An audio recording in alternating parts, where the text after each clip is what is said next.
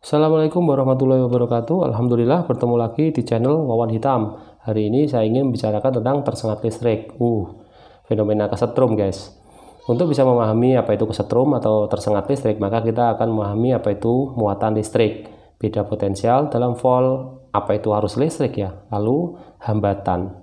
Oke guys, mari kita pelajari apa itu muatan listrik. Jika sekarang guys, saya mengambil satu bagian dari tanaman ini, lalu saya bagi lagi sampai bagian terkecil, dan saya tidak bisa membagi lagi guys. Nah, satu bagian yang tidak bisa saya bagi lagi itu guys adalah bagian terkecil yang disebut dengan atom guys. Nah, ini ada atom. Atom ini guys ternyata punya strukturnya yaitu inti, ini ya guys ya, inti di tengah, yang ternyata di dalamnya ada proton. Lalu ada yang melingkupinya, namanya elektron. Nah, ternyata jumlah proton dan jumlah elektron dari setiap atom itu sama. Nah, jumlah proton yang sama dengan elektron ini disebut dengan atom muatan netral guys. Sigma P sama dengan sigma E. Ini ada contoh atom dengan elektron yang banyak guys. Maka protonnya juga sebanyak elektron. Disebut dengan muatan netral. Kalau seandainya sekarang elektron ini berpindah ke sini guys, satu, maka apa yang terjadi? Dia sekarang protonnya lebih besar guys, atau lebih banyak, maaf ya guys, lebih banyak. Proton lebih banyak. Ini sekarang disebut dengan atom bermuatan positif. Sedangkan yang ini karena ketambahan satu elektron, maka sekarang elektronnya lebih banyak. Ini disebut dengan atom bermuatan negatif. Guys, untuk mengingat hal itu guys, maka ini ada simbolnya guys. Nah, ini ada simbol-simbolnya guys. Ini adalah simbol untuk muatan positif, dan ini adalah simbol untuk muatan negatif. Ingat ya guys, di dalamnya masih ada proton dan elektronnya guys. Nah, untuk mengingatnya adalah muatan positif itu adalah atom dengan kekurangan elektron, dan muatan negatif, ini simbolnya, adalah atom dengan kelebihan elektron. Sekarang guys, kalau seandainya saya mengumpulkan muatan positif sendiri, lalu saya mengumpulkan juga muatan negatif sendiri. Nah, begini guys. Saya kumpulkan jadi satu antara muatan positif, lalu saya kumpulkan yang negatif, saya jadikan satu guys. Ternyata ini disebut dengan beda potensial. Nah, beda potensial ini guys ternyata dapat diukur guys dengan menggunakan voltmeter. Ini voltmeternya guys. Nah, ini adalah voltmeter, alat ukur untuk mengukur beda potensial. Nah, ini ternyata ukurannya 1,5 volt. Namanya voltmeter ya guys ya. Nah, sekarang guys, ini adalah, ingat ya guys ya, ini beda potensial 1,5 volt. Nah, sekarang kenapa disebut dengan beda potensial? Kenapa potensial apa yang dimaksudkan? Gini guys, jika saya sekarang memasang ini guys, penghubung, nah konduktor gitu ya guys ya, kita sebutkan kawat atau apa gitu, maka apa yang terjadi guys? Yang terjadi adalah dia seperti ini. Nah, perhatikan, ini 3 atom yang saya ambil dari penghubung saya ini, yang baru ini ya, konektor saya sebutnya. Ternyata dia jumlah proton dan elektronnya sama, dia netral guys. Tetapi ketika terhubung di sini, bahwa di sini adalah kekurangan elektron dalam skala besar, maka elektron yang tadinya, elektron dan proton yang jumlahnya sama dalam satu atom konektor ini, maka dia loncat ke sini untuk menetralkan ini guys. Lah, dia sendiri ada kekosongan. Dia dari sini loncat ke sini. Nah, ini ada kosong, loncat ke sini, dan seterusnya, loncat, akhirnya yang kelebihan elektron akhirnya loncat, dan mengalirlah elektron ini ke bagian muatan positif.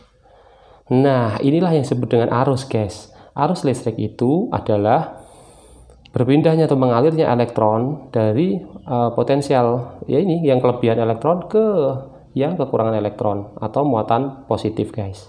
Ini disebut dengan arus. Nah, kalau di buku pelajaran itu dilihat guys bahwa kalau di buku pelajaran itu arus mengalir dari positif ke negatif. Iya guys, analoginya sederhana. Jika kita naik kereta, kita di dalam kereta, maka pohon yang berjalan enggak guys? Ya kan? Tetapi kalau kita melihat kereta berjalan dari atas pohon, maka kita melihat kereta yang berjalan. Itulah analoginya. Jadi kalau seandainya kita ada di elektron, maka kita akan melihat muatan ini yang bergerak guys. Tapi ketika kita ada di tempat proton, maka kita melihat bahwa elektron yang bergerak. Sama aja guys ya, itu hanya relatif saja. Oke guys, berikutnya. Sekarang tingkat mudahnya elektron mengalir ini, sekarang jika saya punya jalur guys. Jalur saya ini seperti ini guys. Bentar. Jalur saya seperti ini. Wow. Kawat saya tipis guys. Seperti ini, tipis. Maka elektron akan sangat susah untuk mengalir. Nah, kemudahan mengalir itulah yang kita sebut dengan hambatan guys. Jadi ini adalah konduktor dengan atau ini elektron mengalami hambatan yang lebih besar daripada ketika melewati ini. Ini lebih mudah, hambatannya lebih longgar. Kalau ini hambatan tinggi guys. Nah, apa yang terjadi jika kita terus-menerus menggunakan kawat atau hambatan yang sangat besar? Hambatan besar ada dua kategorinya guys. Memang benar-benar menggunakan diameter yang kecil, atau bahannya ini guys, ini menggunakan bahan yang jumlah atomnya sedikit sehingga dia terikat oleh inti sangat kencang karena dekat dengan inti. Dia susah untuk pindah atau lepas. Nah, itu bahan yang sangat susah untuk berpindah. Kalau seandainya kawat ini terus-menerus kita pakai, lama-lama dia akan panas. Dan panas yang terus-menerus akan menyebabkan ini guys, terbakar.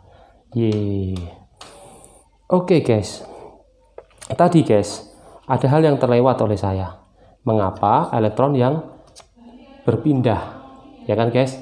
Maaf ya guys, terlewat. Karena ini guys, massa proton itu jauh lebih besar 10.000 kali dari massa elektron. Oleh karena itu, elektronlah yang bergerak. Oke guys, sekarang perhatikan. Ini adalah fenomena yang dari judul ini ya, tersengat listrik. Jika ada beda potensial 220 volt AC, dia bergerak 50 sampai 50 Hz.